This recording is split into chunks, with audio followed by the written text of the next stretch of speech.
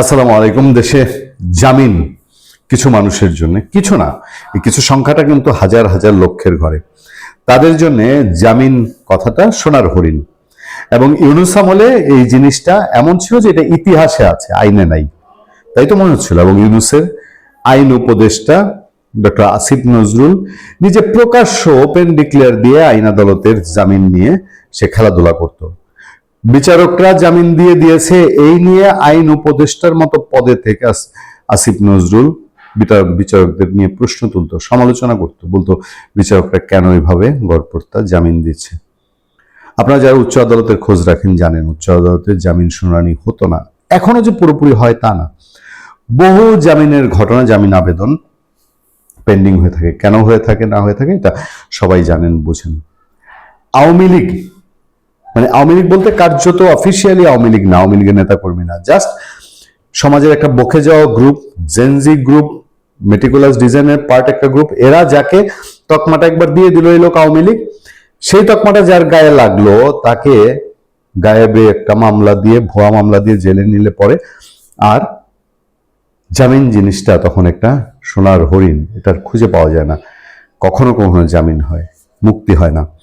Jail থেকে বের হতে গেলেই শোন অ্যারেস্ট, পিডব্লিউ মামলা, এই নানান কিছু আবিষ্কার হয়েছে নতুন নতুন। আর এই সুবাদে কিছু অসৎ পুলিশ অফিসার, তারাও আঙ্গুল ফুলে কলা গাছ হয়েছে। কেউ কেউ আবার জামিনের ব্যবস্থা করে দেয়, জামিনের ঠিকাদারি কেউ কেউ নিয়েছে। এরকম ইউনূস আমলে আমরা অহরহ দেখেছি। এই সরকার আসার পরে প্রথম সপ্তাহে বেশ কিছু জামিনের ঘটনা ঘটেছে, বিশেষ করে আওয়ামী লীগের লোকজনের। অনেকে মনে করেছিলেন যে হ্যাঁ, সরকার হয়তো আস্তে আস্তে আওয়ামী লীগের লোকজন যারা নিরপরাধ তাদেরকে ছেড়ে দিবে। বা দেখা গেল না, সরকার আসার সঙ্গে সঙ্গে তাকে স্টেবল হতে একটা সময় নিতে হয়। সেই কিছুটা আনস্টেবল, মানে সরকারের নিয়ন্ত্রণ সব জায়গায় আসতে আসতে ফাঁকে ফুঁকে যারা জামিন নিয়েছে, তারপরে জামিন আবার যেন সে পুরনো জায়গায় ফিরে যাচ্ছে, পুরনো কারাগারে চলে গেছে। আওয়ামী লীগ নেত্রী আপনার নারায়ণগঞ্জের সেলিনা হায়াৎ আইভী, তিনি জামিন পেয়েও বের হতে পারেননি, সমস্ত মামলা থেকে সেই ইউনূসের মতন তার উপরে শোন অ্যারেস্ট হাজির হয়েছে। আমার সামনে একটা কেস স্টাডি আছে, এই কেস স্টাডিতেও 10 জন আওয়ামী লীগের লোক একসাথে জামিন চাইতে গিয়েছিল। পরে ঘটনাটা কি হয়েছে দেখেন। জামালপুরের ইসলামপুরে কার্যক্রম নিষিদ্ধ আওয়ামী লীগের 10 নেতাকর্মীকে কারাগারে পাঠিয়েছে আদালত। রবিবার দুপুরে জামালপুরের সিনিয়র জুডিশিয়াল ম্যাজিস্ট্রেট আদালতে তারা আত্মসমর্পণ করেন। শুনানি শেষে বিচারক তাদের জামিন আবেদন নামঞ্জুর করে কারাগারে পাঠানোর আদেশ দেন।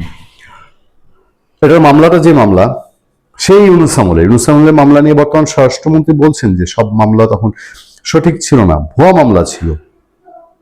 তাদের নাম দেওয়া হয়েছে, ডেজিগনেটেড লোক আছে, উপজেলা আওয়ামী লীগের সাংগঠনিক সম্পাদক আছে, যুবলীগের সভাপতি আছে, এরকম আওয়ামী লীগের 10 জন।